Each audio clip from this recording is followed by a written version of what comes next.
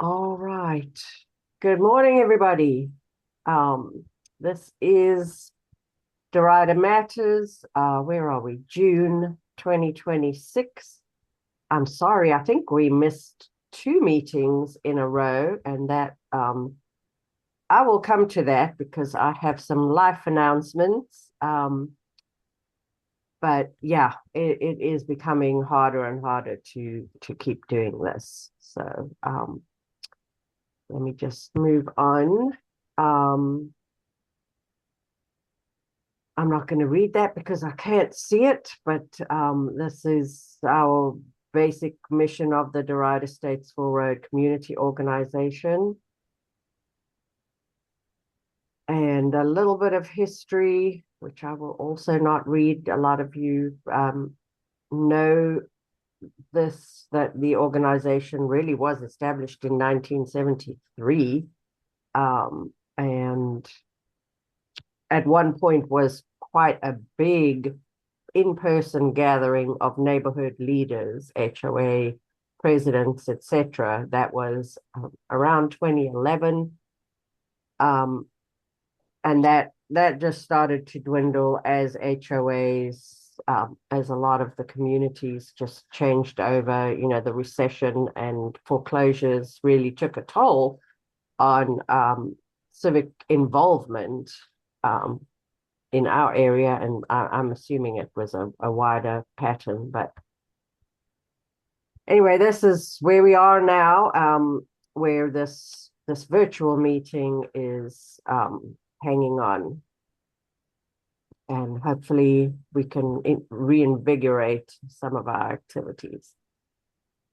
The area that we cover in these meetings, roughly, we're focused on downtown Derita because that is our economic center, business district, um, which is at Mallard Creek and Sugar Creek, and um, and then out to 77 in the west, 85 roughly along the south, and then inside Harris Boulevard, where Harris Boulevard runs between 77 and 85, inside that shape, as kind of the boundary of the area that we just try to keep track of and focus on, with the bigger focus being our downtown area. That's another view of the area on a Google map to show that it is about a 2.5 mile radius from that Mallard Creek and Sugar Creek area intersection.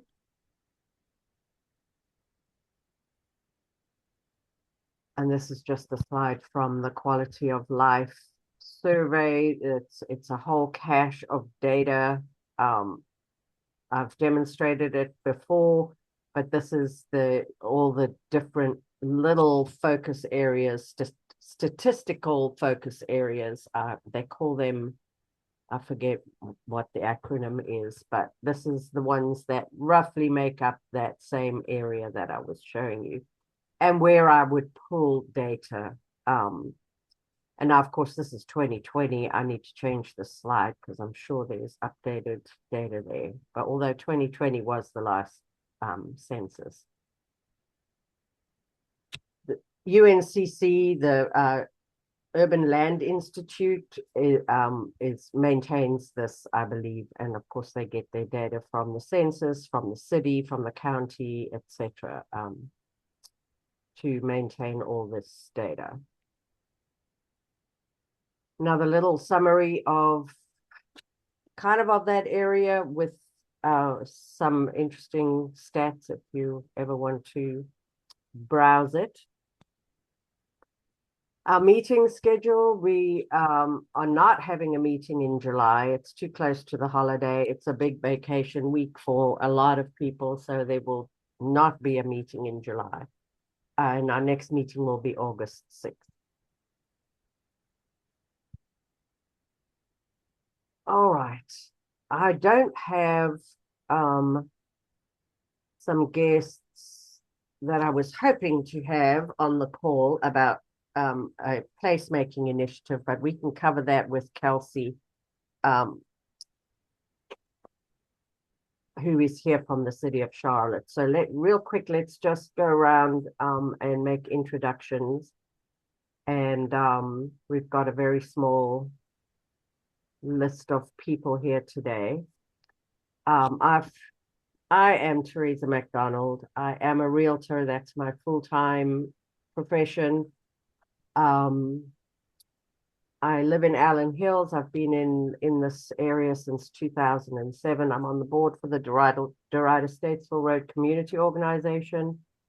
I have served on the Planning Commission for the last 3 years. I am rolling off at the end of June, and I'm not taking up another 3 years on the Charlotte Planning Commission. That's it. That's it for me. Let me go to Thomas. Yeah, Thomas Templeton.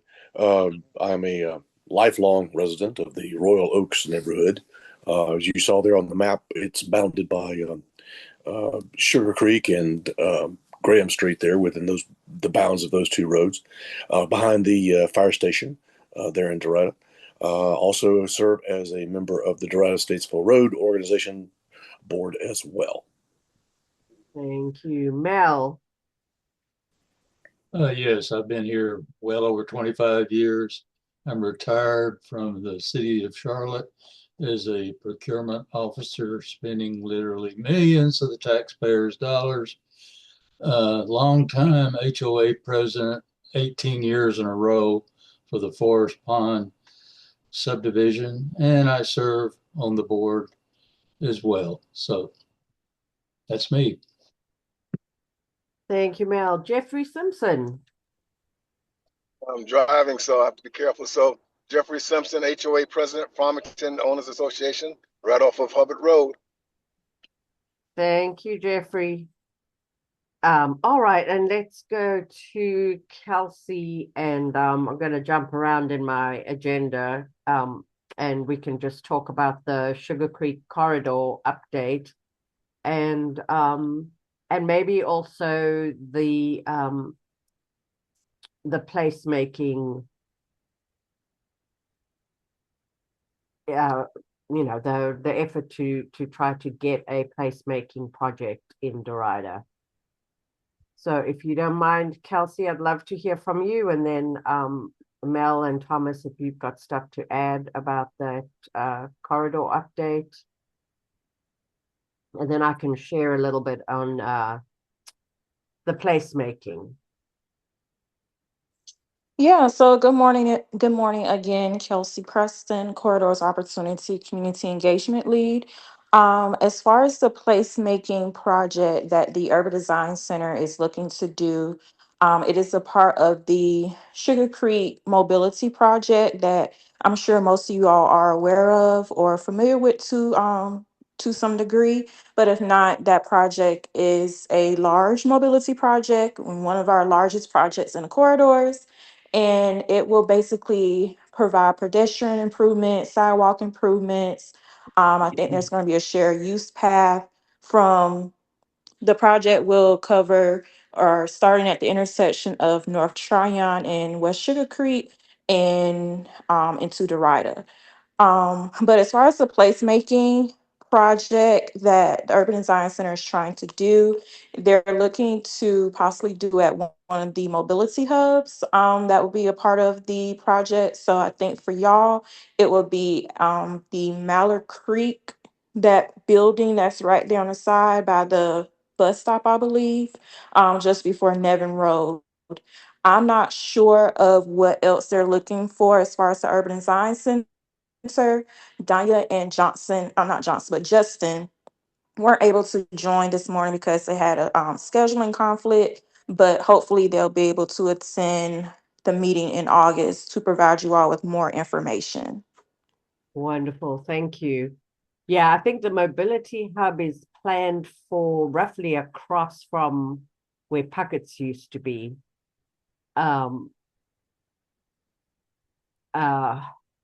At Mallard Creek and Sugar Creek. So yeah, there's an opportunity there for a large mural, for instance, because there's a big blank wall on the side of the furniture store. So we'll talk about that. But yes, I would love to get them confirmed for our next meeting in August. And if we need to try to pull something together earlier, we can do that. So hopefully I'll hear from them. The mobility project you said is I would love to figure out where to get more information. I know it's a project we know about and that it's funded, but where to get sort of up-to-date information about what we can expect on the ground would be great. Are they doing Yes. a multi-use path all the way from North Tryon and Sugar Creek into Derita? So I don't think it's from North Tryon all the way to the Rider, but I would suggest going onto the General Services website. It should be there, and I'll get you a direct link once I'm at my desk and drop it in the chat. Also, Thank you you. can reach out to Tony Wilson. So Toni Wilson, Wilson, and she'll be able to provide you with more information because she's the project manager for this project. Um, but I think now they're about to start the real estate acquisition phase of the project. Wonderful. That's awesome. I mean, that's, I believe, is funding that comes from maybe the infrastructure funding. I can't remember, but yeah, it was a grant that the city pursued from the federal government, if I'm not mistaken. So That's correct. It was called the Build Grant, or also known as RAISE. get raised. That's the one I was thinking of. But all right, very exciting. We'll try to get more information, and maybe we can present something also August 6th, because it all ties together. Thank you so much, Kelsey. Any other updates from the corridor update? Particularly, I know a lot of the efforts are focused at the business area at 85 and West Sugar Creek. Hey, Teresa, Yes. I just like to I know that on this call, but I'd like to acknowledge kudos to our law enforcement for cleaning up that hotel area and things of that sort around that area. Kudos to them. Yes, I agree. And a lot has been done. The city bought 2 motels. That because that really was kind of at the cause of the bottom of a lot of problems around that area was just the oversupply of motels, and then their rates become very cheap, and then that attracts all sorts, and then being right on the interstate, it's just like the biggest illegal drug and human trafficking center between DC and Atlanta, is what the FBI will tell you. So it's been a huge challenge, and they are making headway, and it's I am grateful too. So Thomas or Mel, you got anything to add? Or Kelsey, if you've still got anything, please feel free. Speaking of the area you just talked about, Gail and I both got interviewed by a TV station. I don't know what station it was, I don't recall. And their primary question was, what did we think about that particular area? What were our thoughts? And, we basically said that we appreciate anything that could be done to improve the way things have been in the past. And for the most part, we just kept our distance. So anyway, it was an interesting interview, and that's certainly an area that deserves a lot of attention and hope that it doesn't make attention any less for the Derita area. I think we've all exercised a little concern that some of what's there could move our way, and hopefully not. Some of Yeah, the things, some of the bad stuff. Yeah, yeah, yeah. Yeah, the thing that about the bad stuff is the proximity to the interstate. So hopefully Derrida is just a little too far off yeah. the off the interstate to attract all that, but it's not that far. So Thomas, you look like you got something. Well, I mean, the meeting that they had for the corridor improvement there were a couple of things that were highlights to me. One is that the Parks and Recs folks were there to show the improvement that's going to be made to the Sugar Creek Park, in which we had the meeting. New pickleball courts, among other things, and improvements for, I think, kids playgrounds and things like that they're planning for. One thing I wish they had more, or at least some information, was for the new park on Graham Street at Princess Street.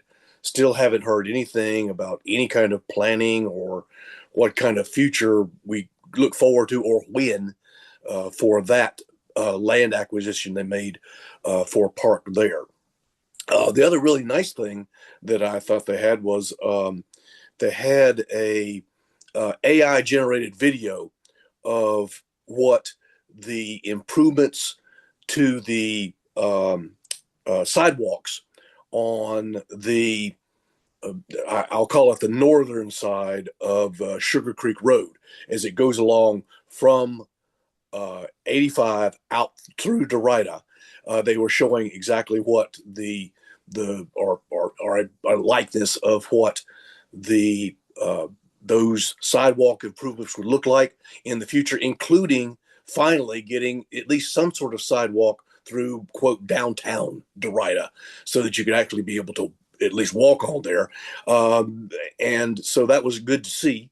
But the one thing I did recommend to those folks was that for my neighborhood there at Royal Oaks, we have no way of getting across that gulf of the 5 lanes of Sugar Creek right now.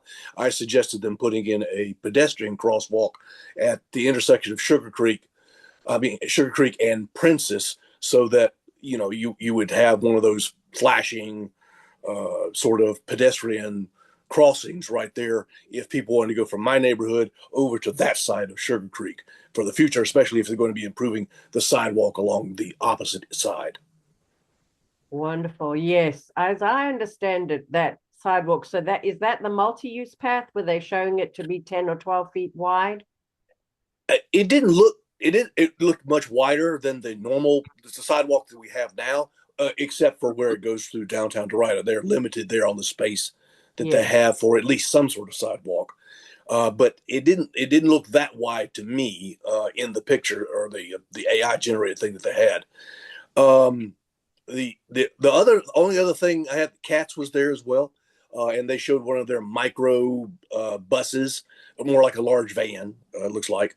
But I also uh, talked about the fact that we would still like to see a bus which runs along the Sugar Creek corridor from Derita downtown Derita out to the light rail station at Sugar Creek.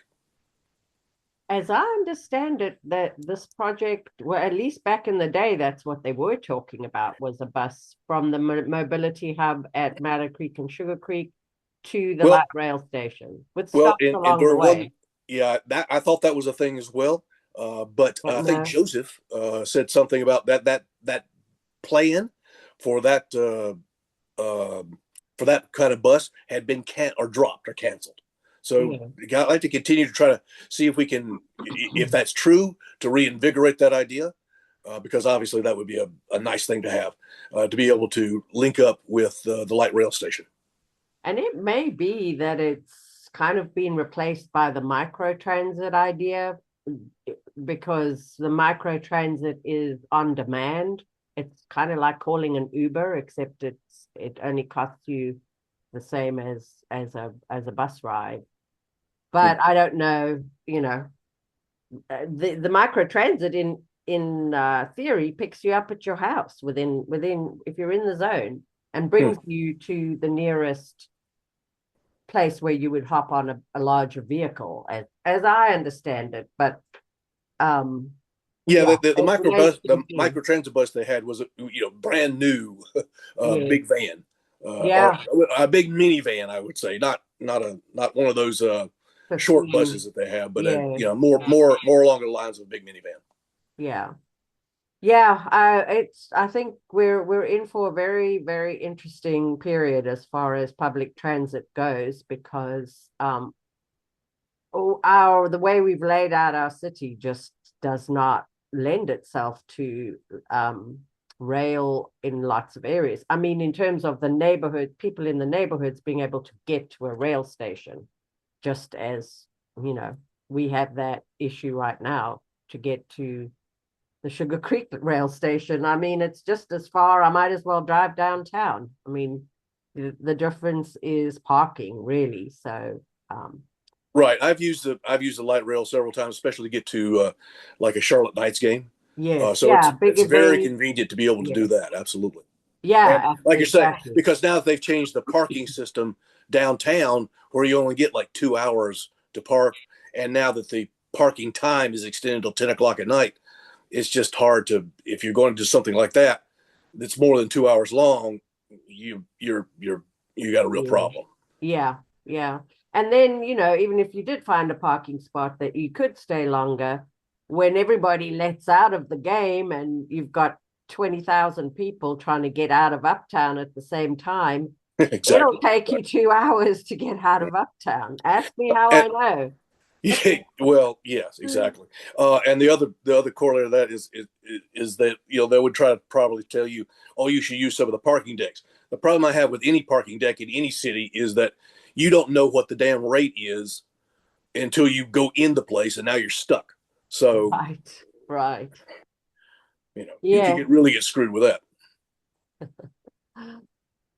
All right. Well, I think that's good. I think for August, if we can get the urban design team as well as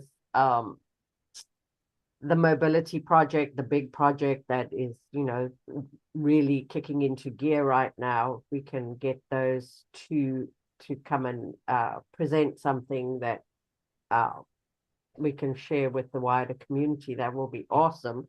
I will work on that. Um, as far as the placemaking goes, I understand, the mobility hub is going to be a center of gravity. That's at Mallet Creek and Sugar Creek.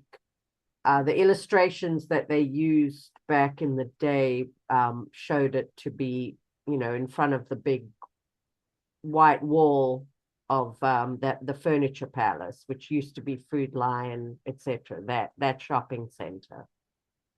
Um, so we would probably have to focus on that for this particular project. But I did get a call, and I hope that he would be on the call today. But we have a property owner in downtown Derita who owns the old firehouse building, and the building where where that ice machine is, kind of next to Derita Dairy Bar, if you can picture all that. And Dino's tire is in the old firehouse building, and the firehouse tower. It was the tower they used to dry their fire hoses, where we hung our Derita sign. That property owner, Phil Harris, is very interested in using his property to create more of a place. So we're kicking around some ideas and thinking it along the lines of a place where he can, maybe park a food truck, a coffee truck. I don't know. I'm just brainstorming some ideas for there, but a place where people could gather and sit down. And once it's more walkable, um, we can. There's more opportunity for and to create a destination that people can walk to. Other than, of course, we have Maria's. In terms of sit down places, really, we only have Maria's and then Sea Hut across the road. So we definitely could use more places like that. I'll say for that, when the application cycle for placemaking grants open again in 2027, to definitely keep that in mind because the grant cycle for this year, of course, has closed already. Yeah. But definitely keep that in mind for that because for the placemaking grant, applicants or awardees can be awarded up to $25,000 for their project. Yes, yeah, it's great. So that would be a goal to try to pull something together for 2027. And hopefully by then we'll see some, I don't know, these things take forever, but once the sidewalks are in place and the whole streetscape has improved, maybe the Puckett's apartments are inhabited and the townhomes on West Sugar Creek that are right there, those residents, in 2 to 3 years, downtown Derita is going to have that, closer to a critical mass of residents and walkability, and then it the only direction is up from there, as far as I'm concerned.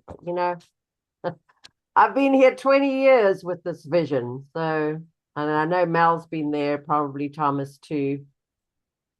It's been a long time coming. Speaking of a vision, the area you're talking about there at the fire station, I haven't given up on the idea of a large flagpole on the top of the Derita sign on that structure, because that's a significant part of the history of Derita. Is once upon a time all the flags that ended up being a problem maintaining all the flags that were along the street. So the thought is to repeat is to have a large pole with one large flag with a spotlight, not only for the Derita sign, but for the flag in that very area that you were just talking about. Yeah. Well, stick around, Mel, because when Phil starts, trying to do something on his property, that is his property. I think he owns that. Yeah, he was very agreeable to that, Yes. possibility. Yeah. But and that kind of fell by the wayside of late, but still worth thinking about. Yeah. Oh, absolutely. And these things do take a lot of time, so hang in there. I see we have Sandy McCrae who has joined us. Sandy, are you able to introduce yourself real quick? Put him on the spot.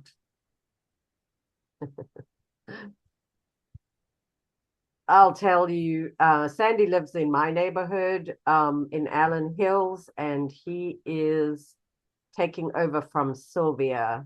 Sylvia is finally stepping back at the ripe age of 85. She is stepping back from her Allen Hills, etc. We haven't talked about Derita Statesville Road Community Organization, but that is something that we as a board will have to discuss. This is not the time, but Sandy is starting to join us on these calls, and we don't want to scare him off. So Sandy, welcome, and we'll catch up. If you don't know, the Allen Hills community meeting is always open to any other communities. It started as Allen Hills, Carey Hills, and many years ago we opened it to some more of the neighborhoods that are really adjacent to us in Allen Hills, like Greenleaf and Derita, Tanglewood, Cardinal Glen, Fairstone, a lot of the neighborhoods that are kind of inside Nevin and Sugar Creek and Graham Street. But it's open even wider than that if you want an in-person meeting. And that meeting happens every other month at 7 p.m. in the Allen Hills neighborhood. And hopefully with Sandy's help, we'll get more of an online presence and be able to make those meetings, notify more people about those meetings and get more participation from more neighborhoods every other month. So there was one in June, the next one will be in August. First Tuesday at 7 p.m. So just keep that in mind. Now that I've rolled off the Planning Commission, I will be able to attend those meetings, which I haven't been able to do for 3 years because it clashed with Planning Commission. All right. I just have a few very small updates, and I don't know that I have great slides for these updates. So I will just talk. I think everybody knows about the stuff that is currently under construction. It's amazing to me that I get emails to say, what's going on at the corner of Mallet Creek and Sugar Creek? As if we didn't talk about that for about, I don't know, since 2018. Anyway, those, of course, are apartments. It's a 4-story apartment building that is going up there that will have 60 apartments with the parking in the back. It's going to have a kind of a plaza and landscaped area on West Sugar Creek, so it should look very nice once it's all done. It should be a nice streetscape. And then, of course, we have the townhomes as well behind the BP. And a bunch of other projects along 115 and Gibbon Road. That's coming along. That's adding several hundred units of housing there. Townhomes and apartments. All of this is under construction. I can't even see my slides, so unfortunately, I think I've covered everything. They're still building at Griffith Lakes, which is really on Harris Boulevard, but technically in the area that we cover. So lots of new residents coming to the area. We'll see how many we actually add. Seems like a lot, but it's really 1 or 2% more residents than we currently have. There's my slide. That's what their rendering of that building at West Sugar Creek and Mallet Creek will look like.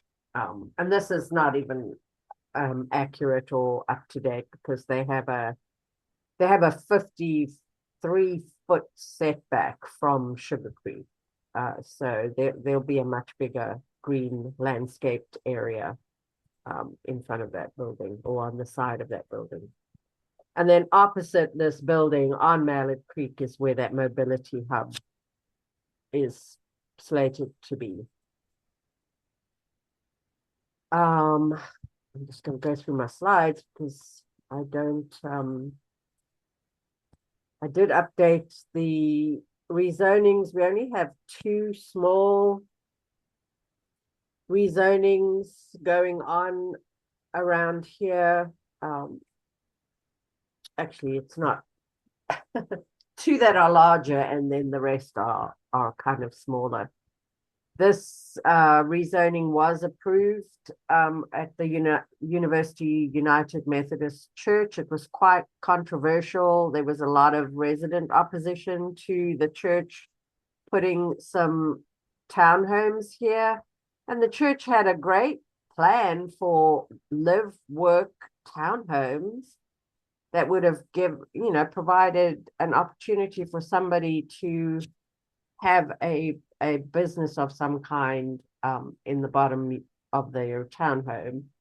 Anyway, they had to remove that option to please the residents who were in opposition.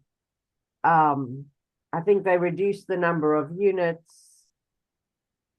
I'm not sure what else, but it was eventually passed by City Council, the rezoning petition. And I think it's a great project. They're providing housing, townhomes right on their property. They will be for rent because they're not selling the land. So the church will actually be the landlord. And so, they'll provide the management, property management and the care and upkeep. I think it's a great project. I didn't really understand the opposition, but it was approved.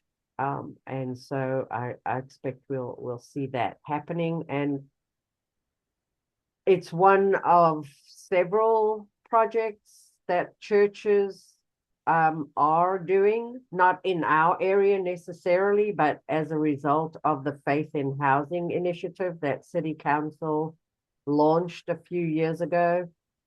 And in Derita, we have several churches.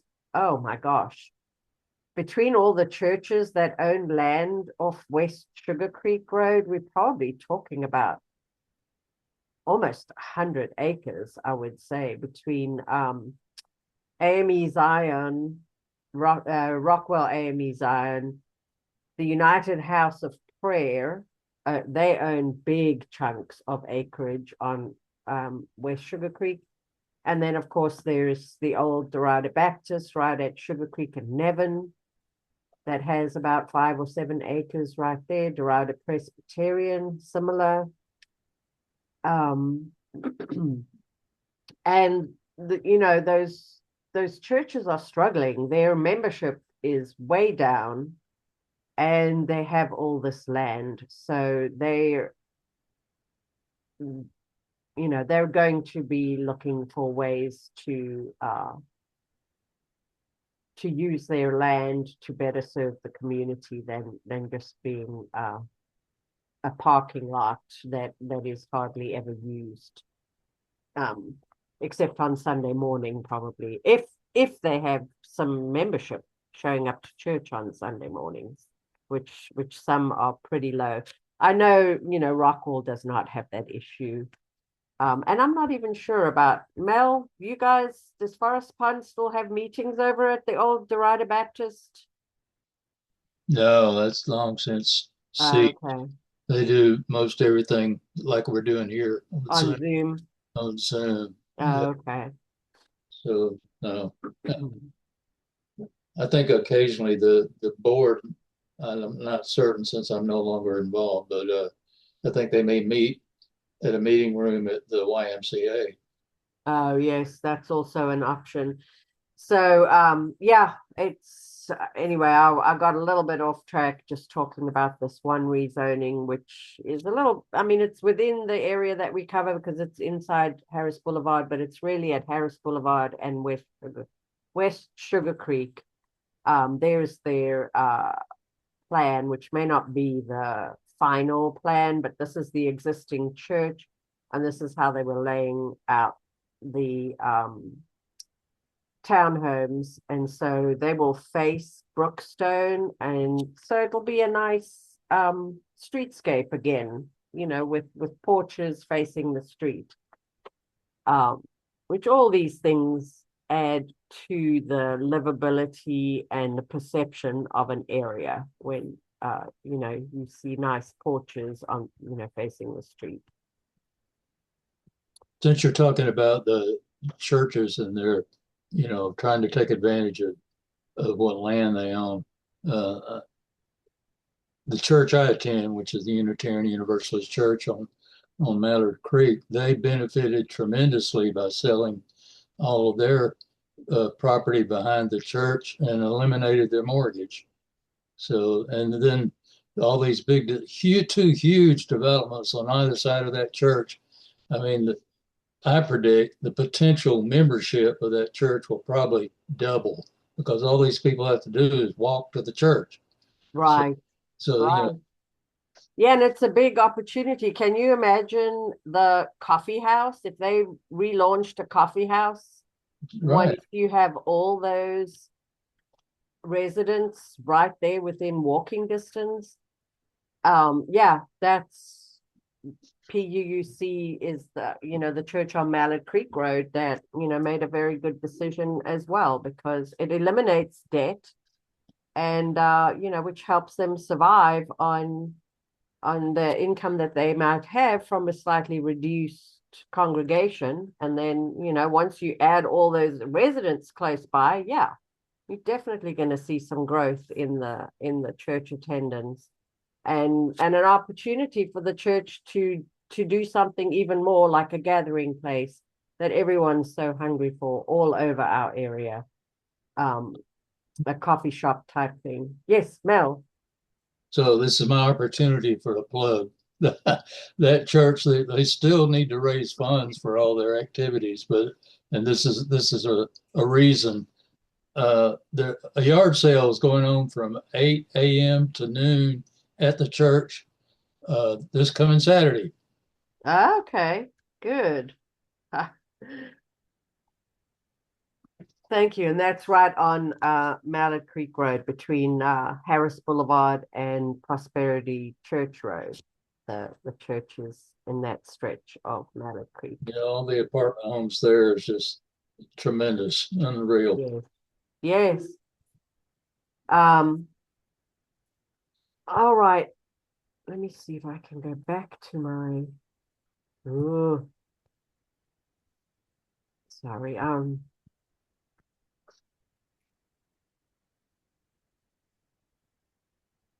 not having a good user experience with my slideshow because there's a big something over my back button. So I apologize. All right, the other rezonings, you guys probably may not even know where some of these things are, but this almost 8 acre property is kind of behind the QT on North Graham Street. Tucked in there, it's adjacent to the neighborhood. I think it's Tanglewood or Derita Woods, or I'm not sure what the neighborhood is called back there. But this developer wanted to actually add some single family homes. It's a sort of an awkward a piece of land. It's long and skinny and runs kind of behind houses in the neighborhood, and then abuts some of the industrial property that faces Graham Street. So I don't know if that will pass. There was a lot of concern because of the proximity to the industrial zone of adding housing there, but it is zoned for residential. It's zoned for single family, and it seemed like the only objection was they thought the lot sizes were too small. But in any event, it didn't get a recommendation from the zoning committee. So I don't know that one will pass, but we'll keep an eye on it. It'll come up for a vote possibly this next meeting with city council, but sometimes what happens if the developer thinks they do not have the votes to pass their rezoning petition, they will delay, they will request a deferral and continue to work with the staff and the city council rep to try to tweak their project so that, it can be approved. So we'll watch that. I thought it was decent as a realtor. I know we want more single family homes. People don't necessarily care about the lot size. But single family detached is much more desirable than a townhome or an apartment. And this would be, an affordable price point because the neighborhood surrounding it is more affordable than the rest of Charlotte. And you are kind of close to industrial zones, which we all know if you live in Allen Hills. We have the rail line in the industrial zone, and Graham Street is, you know, borders our neighborhood on one side. So it's something that existed before the neighborhoods were built. And, it's one of the things that keeps the housing somewhat affordable. Is a limit to how much somebody will pay to live so close to industrial zones. And so, I'm okay with it. It's maybe it's some kind of noxious. I don't know. I don't like looking at it. That's another whole conversation is some of the businesses in that zone are not out of zoning compliance. So, I'm always happy to see housing going into a place that is kind of a nuisance just because it's new, and residents, homeowners particularly, tend to take better care of things. This little parcel this is right on West Sugar Creek. It's just a 2-acre parcel. I believe that will pass, probably coming up for a vote. And it's a very small project by the homeowner to just add a few more units. I think there's one single family home there currently on 2 acres, and they're going to add a few more houses. I haven't looked at this next one yet.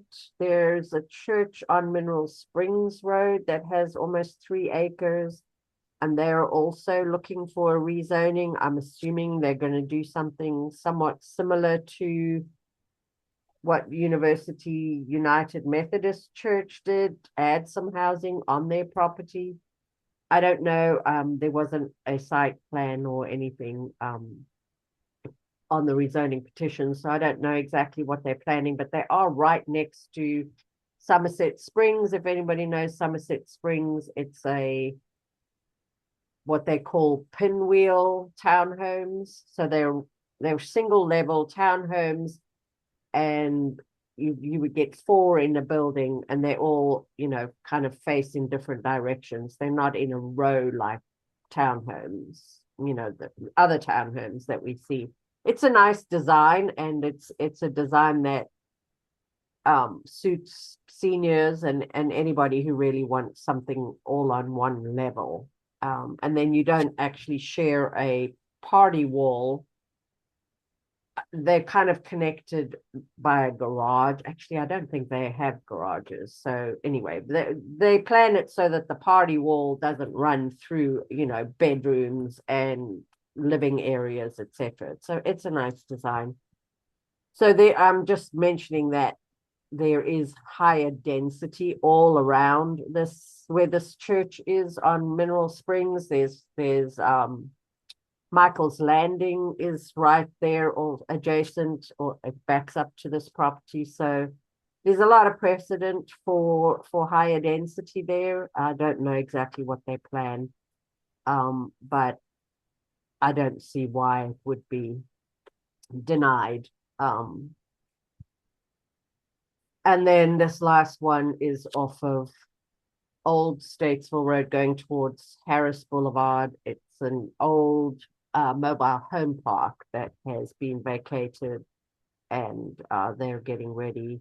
They actually have to change the zoning from mobile home park, MHP, to one of the residential zonings, N1. I can't see my screen again, so I don't know.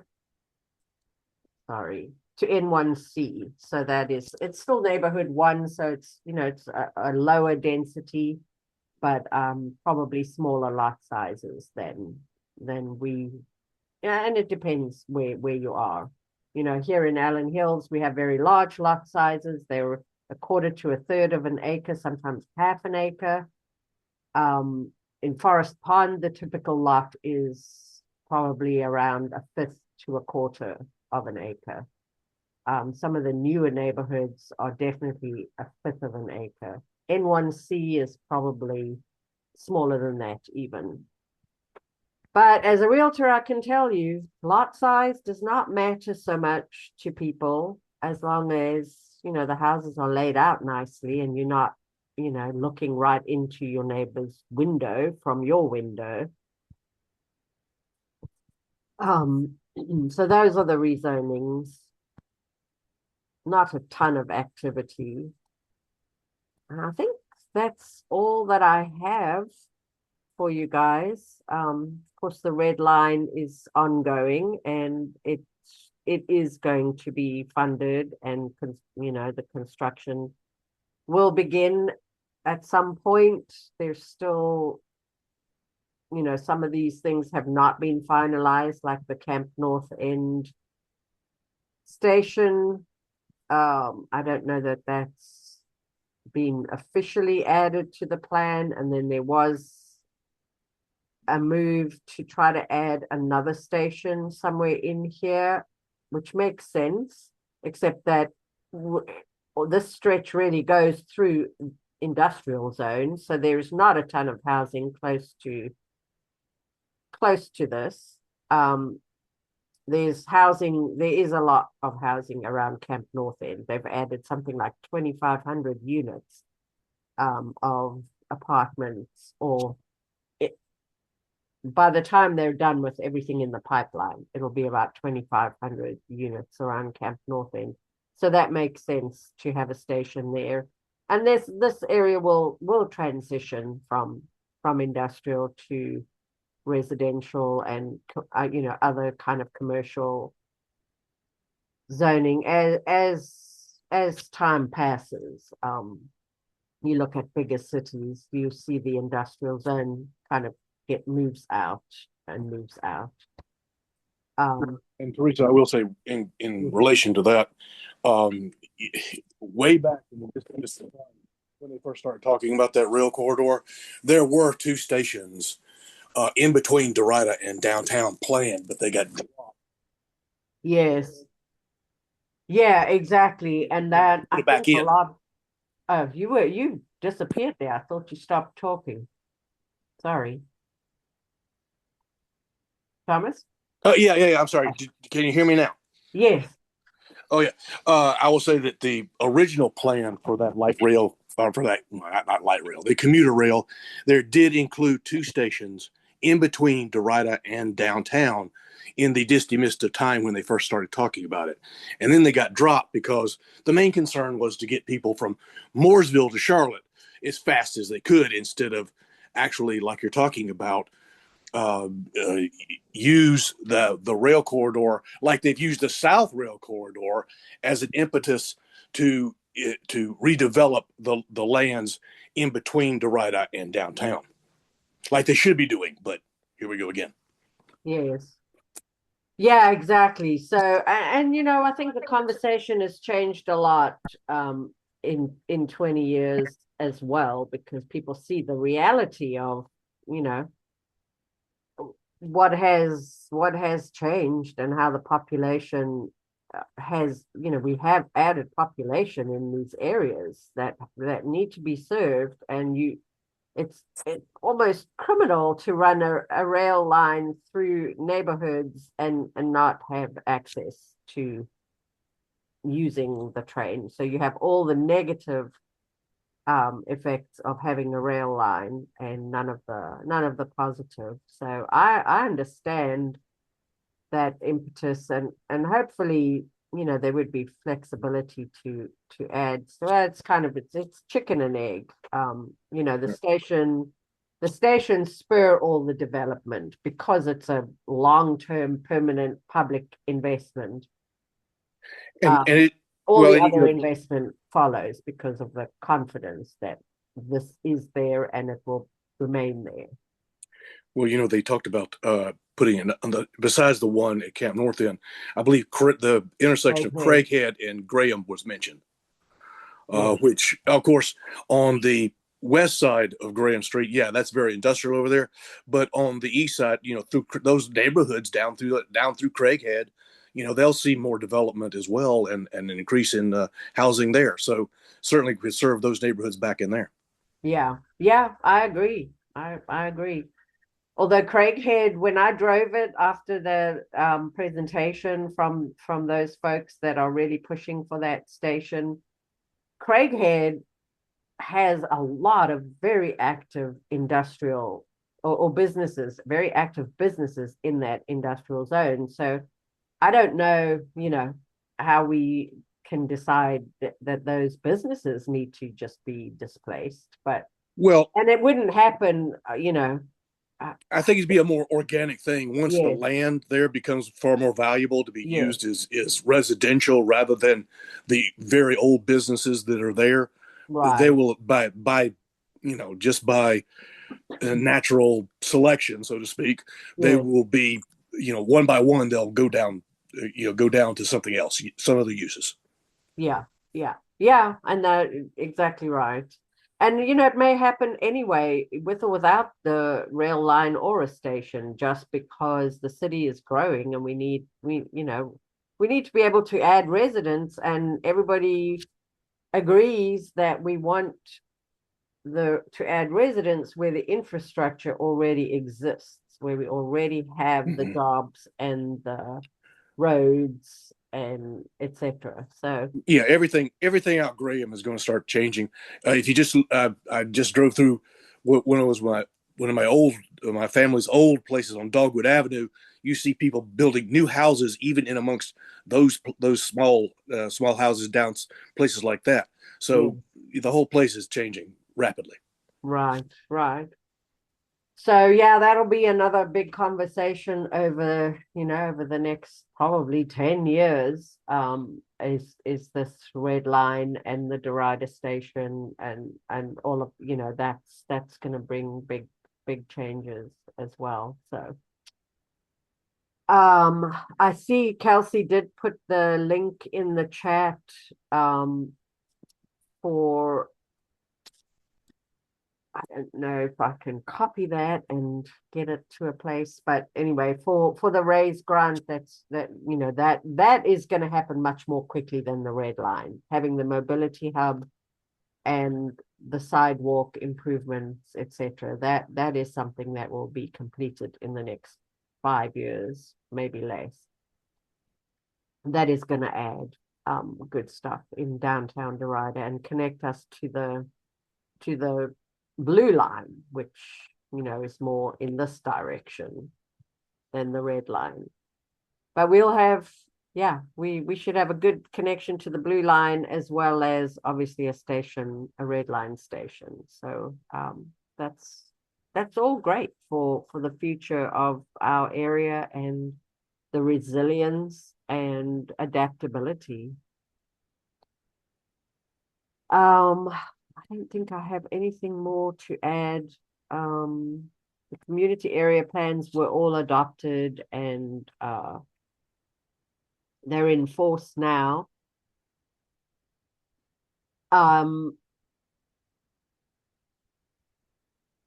These county investments, capital improvement projects, they're all kind of underway. Certainly the Irwin Creek Greenway is slated to open, I think, in August sometime. It's very far along, and that's a 2-mile stretch that runs from our park in Allen Hills all the way to Nevin Park, through Ribbon Walk, through Nevin Park, and it's going to be awesome as well to connect a lot of neighborhoods to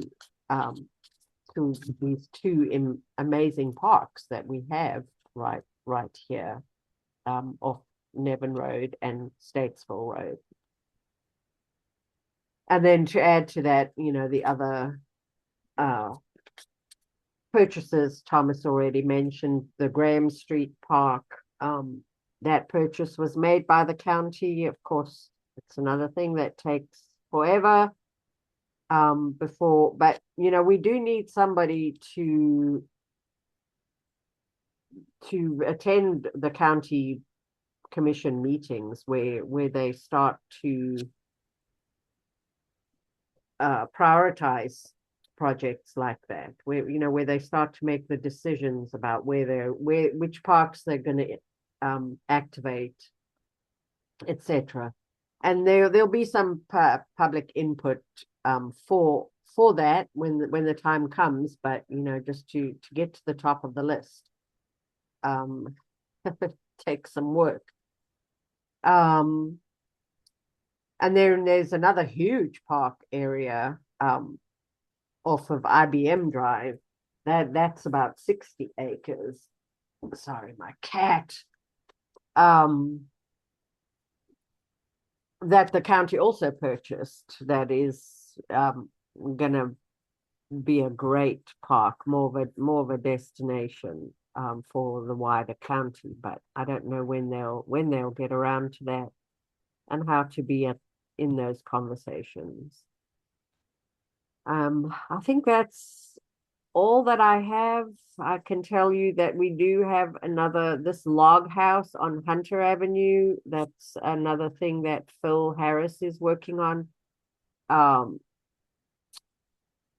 They are working on trying to save that log house because it does have some historical significance, and it may be moved to a place, or anyway, the Preserve Mecklenburg and the family are working on that historic building. And then, yeah, good old Derita inspiration. It'll be interesting to see when Derita starts looking like this. It will happen. I'm not sure it'll be in my lifetime, but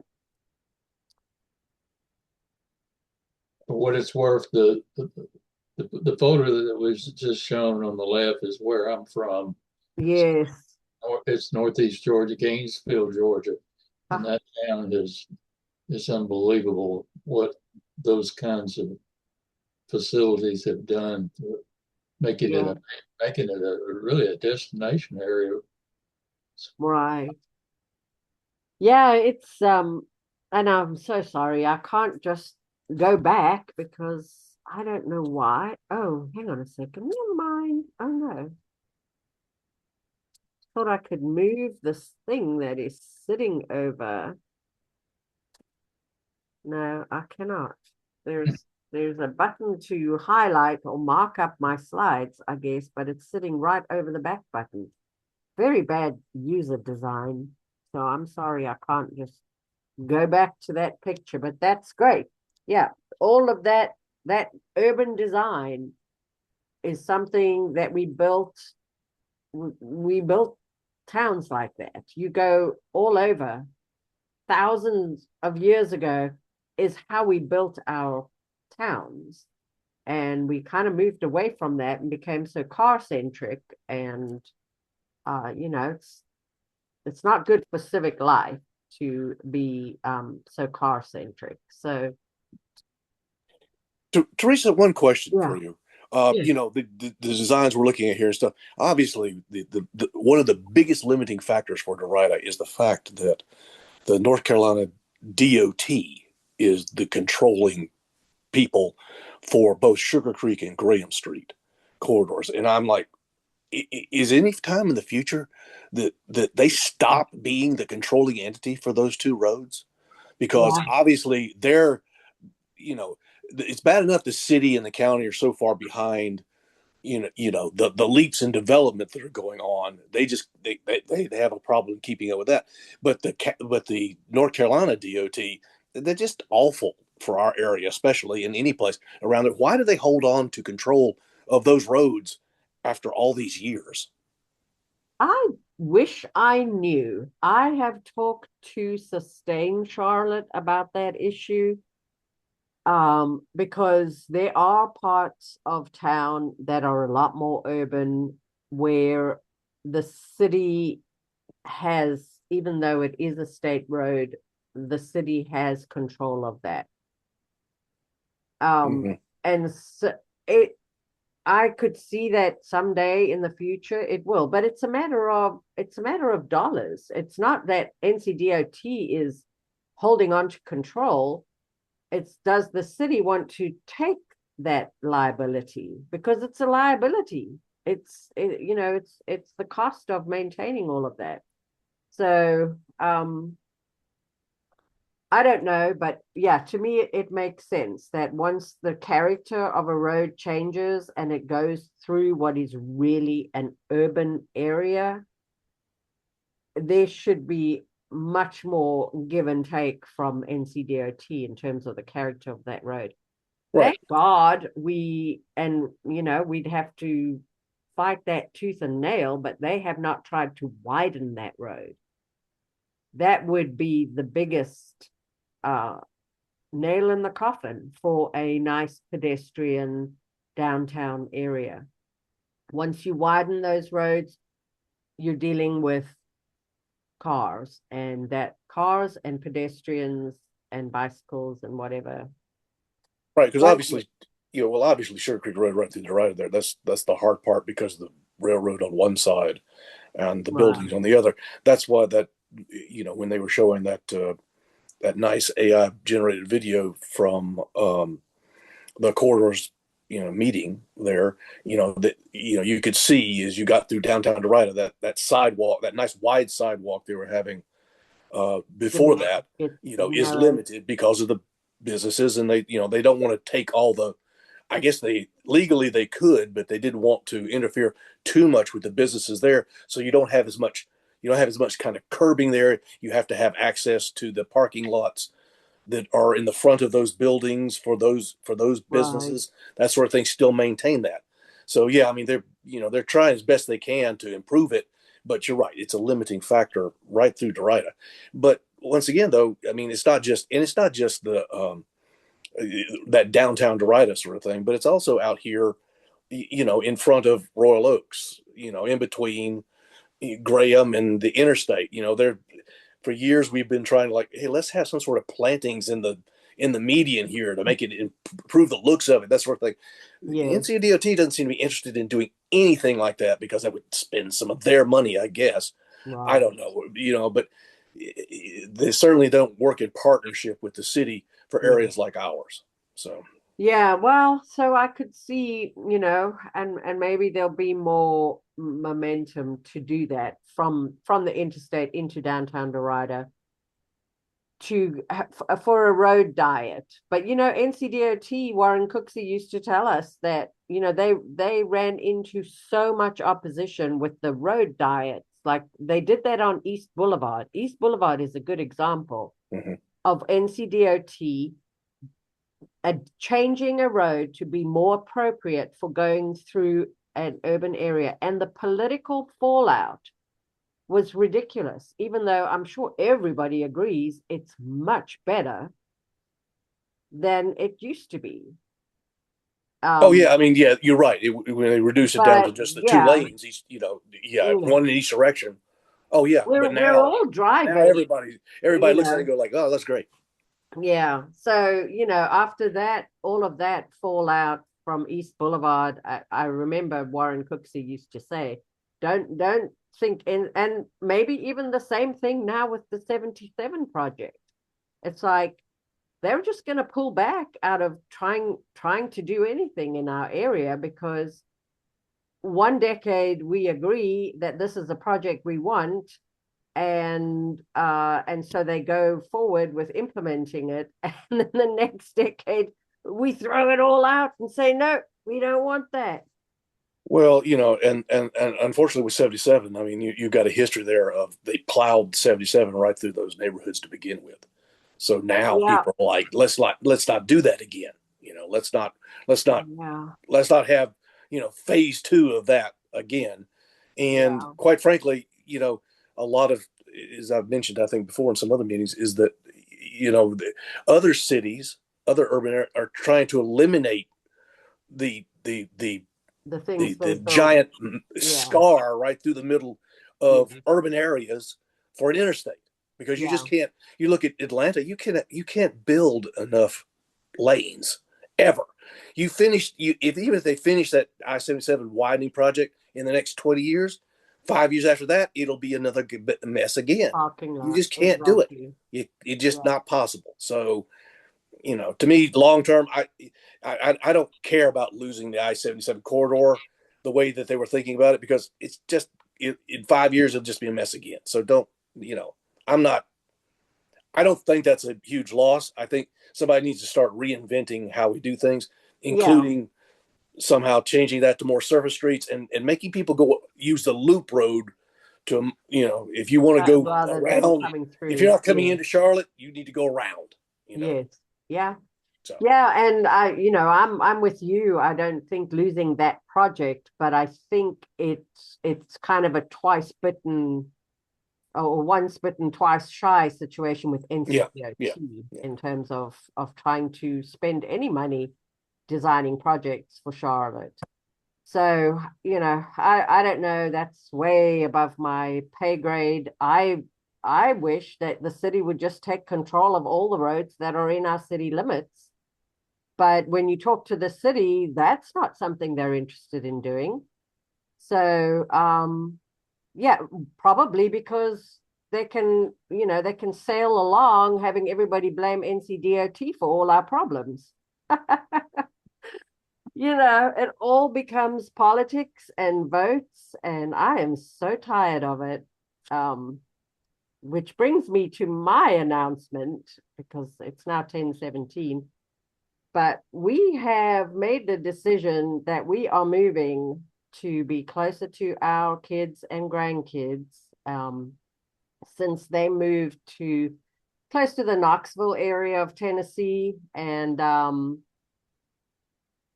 we've made the decision that we would like to be closer to them, sooner rather than later as time marches on. And so it's a process, of course, because we have jobs and careers and businesses to wind down in Charlotte, as well as this community uh, engagement. I don't know what you would call it. It's not a business. Um, but yeah, that's one of the reasons why I have found myself unable to even have this meeting the last couple of months, just because it was a super busy time. Just we have bought a property in Tennessee, close to Knoxville, and you know, within the year, we expect to be taking up full-time residence there. It's not near Loudon, is it, by any chance? Loudon? No, Okay. I don't know. Well, a friend of mine lives in Loudon as well. Okay, I don't know, and I don't know all the little towns around there, but we are closest to Kingston, Tennessee, which is it's a very old town, right where kind of three rivers come together, the Tennessee River, the Emory, and the Clinch all come together around that area. It's very beautiful. There's a lot of power generation, so a lot of people know about Kingston because it has these two massive chimneys, from a coal burning plant, power generation that is right there.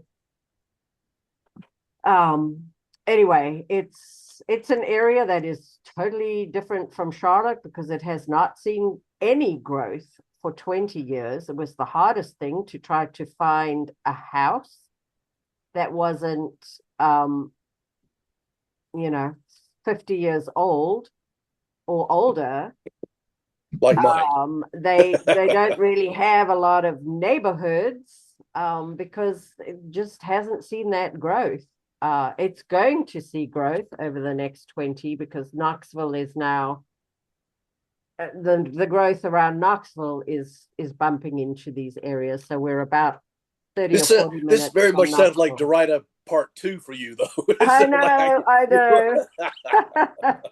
You better watch it. Uh, You'll be involved in the whole place over there too. I know, exactly. That's, but the topography really does also prevent like a large tract home developments, big developments, because the topography, because of the rivers. Each river comes with two ridges, and so it's ridge, river, ridge, river, ridge, river. And so the topography just doesn't lend itself to very dense or even big neighborhoods. So it'll be very interesting. But our priority is just to be closer to family, and be able to help our son and his family, and be there, have an influence on in the grandchildren's lives, and be able to help them do stuff. That's one way you can help the next generation be better off than you were, is by being an active hands-on grandparent, which my kids didn't have. And so that's it. So I would love for somebody to be stepping forward to run these meetings, or take it in a different direction. It's kind of dwindled anyway, but part of that is also because the planning commission took a lot more time and energy than I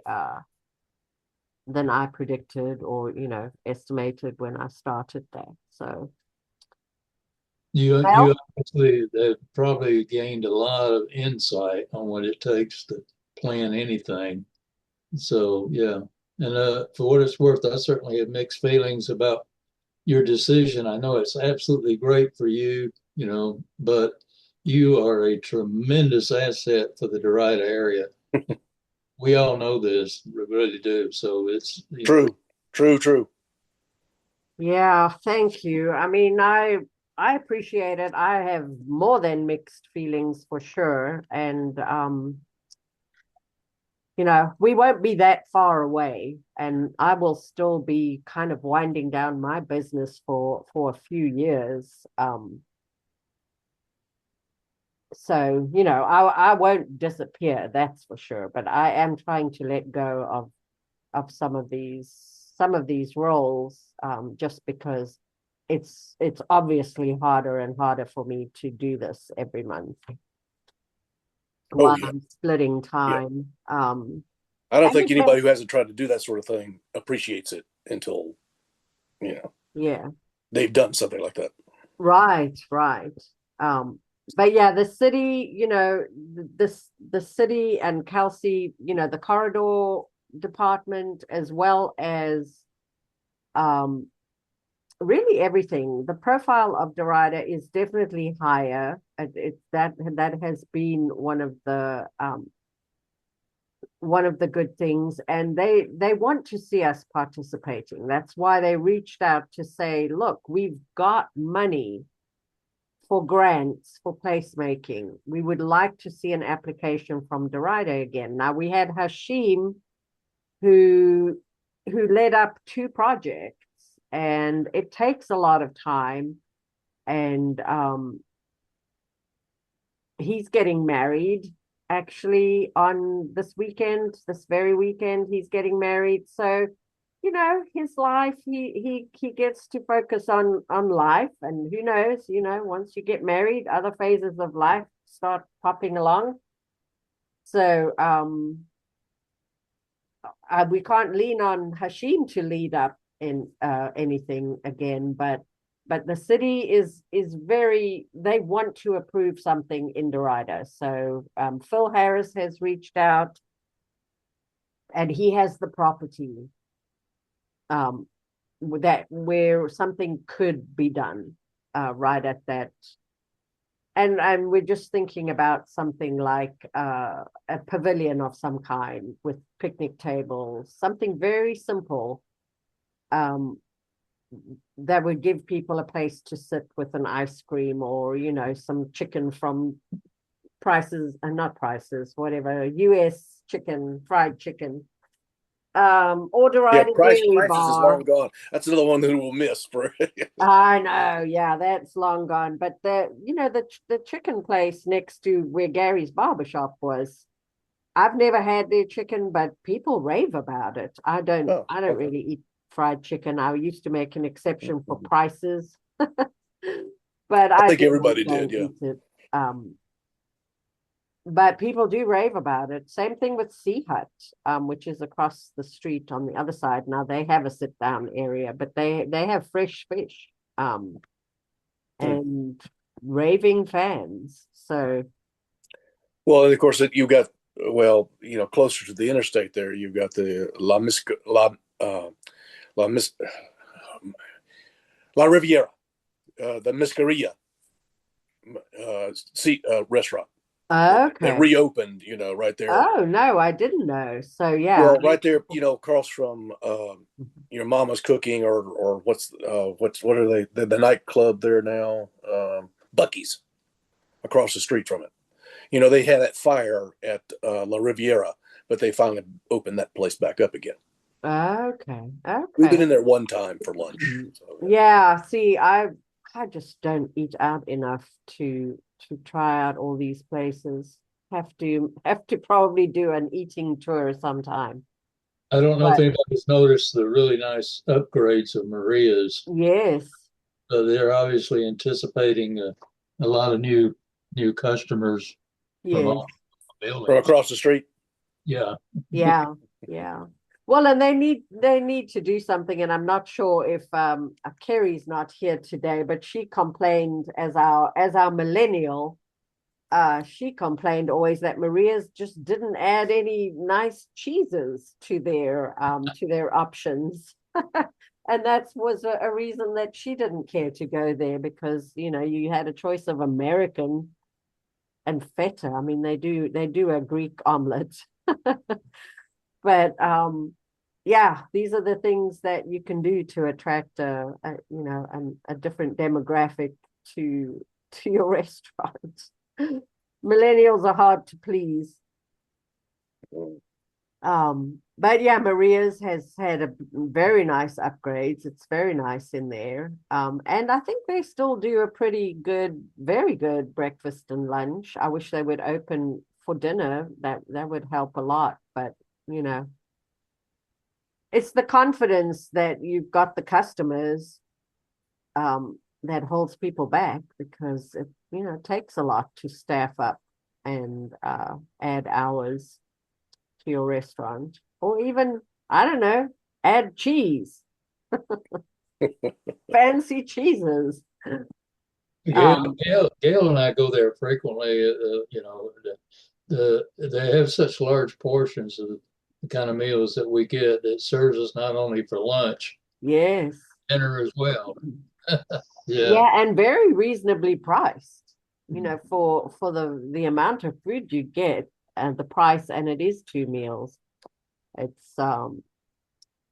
It's great. But yeah, it definitely gives me lots of mixed feelings. I've poured a lot of my time and energy and just whatever into Charlotte. We've been here almost 30 years. It'll be 30 years in 2029, it would be 30 years. But I'm excited to be in a new place and be closer, and also to just not be that far from Charlotte too. We still have a lot of connections here, so including you guys. So, all right, I think Sandy is listening, but he's volunteering at the food pantry, which I think may be the food pantry at Derita Presbyterian. So it's worth checking out everything that they have going on over there. But I think that's all I have. Hopefully in August we can take a deeper dive into the mobility project and start seeing if we can pull in some people to work on a placemaking. I know we'll get a lot of lead from the Urban Design Center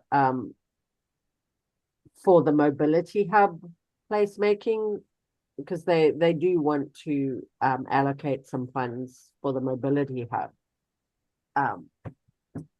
But doing something with Phil Harris and his property, I think is also a great opportunity. So we'll see if we can get people back. Oh, it's in the Steel Creek area, says Sandy. So he's not local. Okay. Gotcha. Thank you. Well, I'm glad you're here, and hopefully next month we can, I mean, in August 6th will be the next meeting. And the Allen Hills meeting will be that same week. Let's see how August lays out. I have a closing statement. Yes. Since it's June, I think we should all find us a string and a bug. Yeah, I know. That's old school, Mel. That's very old school. Okay, so yeah, August 4th, the Tuesday at 7 p.m. will be the Allen Hills meeting, and it's in person, and everyone is always invited, because the more perspective we have, from different corners, different neighborhoods, the better big picture we can put together. And then on the 6th at 9 a.m. we'll do the Zoom call, Derita Matters. All right. Oh man, my cat. All right, my cat says this meeting is definitely got to be over now. So thank you so much, and yeah, let's do breakfast sometime. I'm always open for breakfast. Of course, I am leaving tomorrow, and I'll be in Tennessee for a week. So not immediately, but when I get back, I would love to catch up in person. Very good. Absolutely. All right. Thank you, everybody. Take care, everybody. Bye.